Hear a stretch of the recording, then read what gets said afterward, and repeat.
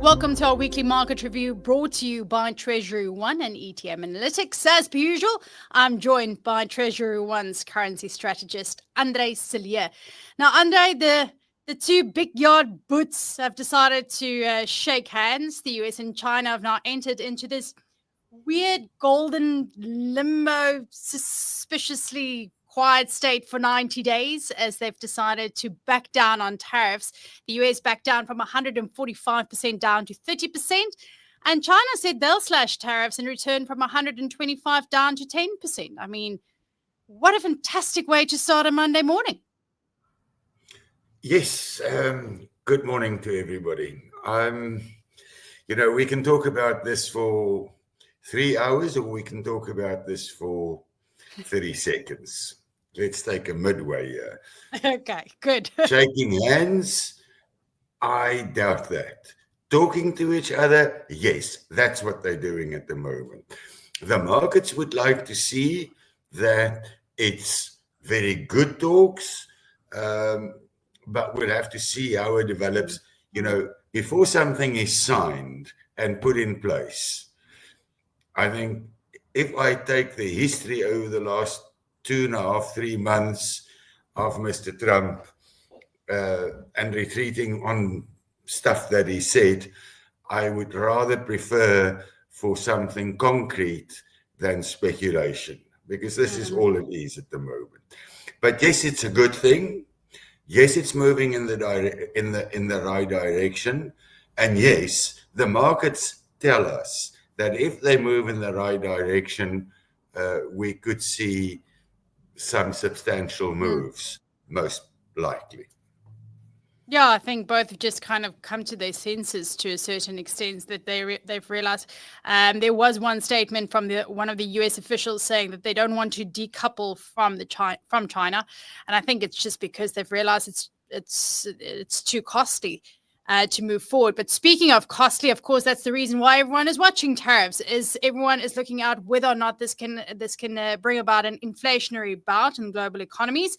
And speaking of inflation in the US, that's exactly what we will be looking out for this week, as inflation is expected to come in just above the 2% mark again. So it continues to place the Fed in this uncomfortable position for Powell, because inflation, while it's not high, it's not exactly hitting the mark for Powell and his team to be confident in cutting rates anytime soon. Although I know the market's anticipating, I think, was it another 3 rate cuts before the end of the year? Yes, we must remember that we have the 2 biggest economies in the world at loggerheads at the moment. And the impact of that is the possible increase in consumer prices for the consumer in America if this continues. And this brings us to the inflation discussion, because the inflation discussion is vital. It will be extremely difficult to withhold 125 and 145% tariffs away from the consumer. If that filters through to the consumer, even if it's not the full scale of it, it will have an impact on consumer prices, it will have an impact on inflation, and it will have an impact on how the Federal Reserve reacts to that. So we are expecting the figure this week. It is expected to be subdued at this stage still, because there's been a lot of imports and inventories being built up before all these tariffs came into account. So at this stage, it was relatively easy to withhold the price increases. So we could see something positive, but that, once again, is historic. And I've said this before, and I'll say it again. Mr. Powell does not look at what came out. He looks at what can come out in the future. And tariffs is an important factor on what can come out in the future.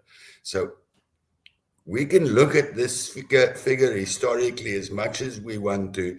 That will not move Mr. Powell in the direction of lowering interest rates. It's the discussions that take place between China and America that will move Mr. Powell in a different direction. That's right. Let's wait and see what comes out of these talks. I am optimistic that something positive will come out of it, because you cannot have the two biggest economies in the world at loggerheads all the time. Well, they're still at loggerheads, but at least they've taken some steps to improve that relationship. They may not be shaking hands like you mentioned, but they are at least talking to each other. Meanwhile, Zelensky and Putin will seemingly look each other in the eye later this week.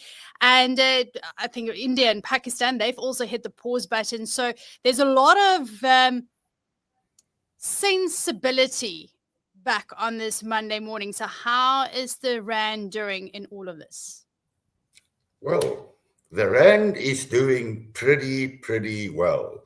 If we purely look against the dollar, then from last week, Thursday, Friday to now, very little change. But let's go and look at, for instance, the euro against the Rand.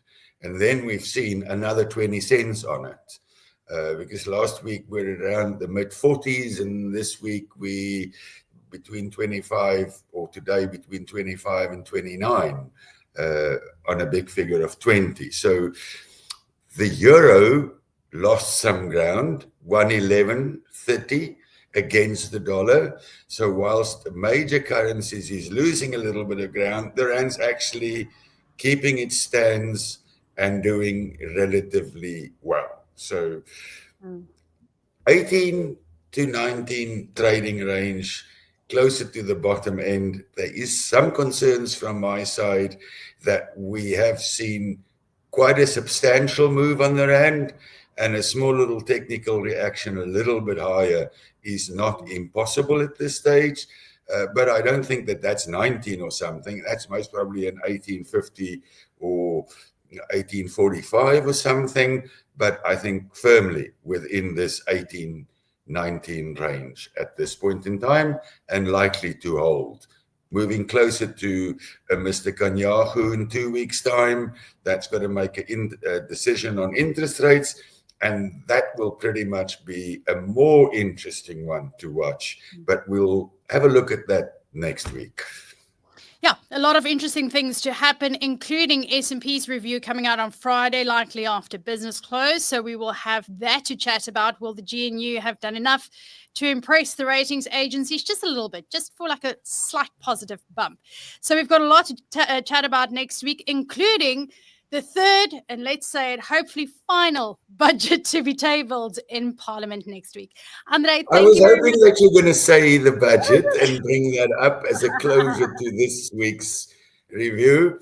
It seems that the GNU is in the same camp on the budget, and it seems that the budget will be read, and that the only opposition to that will most probably be the EFF and MK, which is outside of the GNU. But it seems that we're going to have a budget. Yes. And that will be wonderful news. How it will look and how we will criticize the budget, well, let's get to that as a next step. Third time lucky, right? André, thank you very much and have a good week.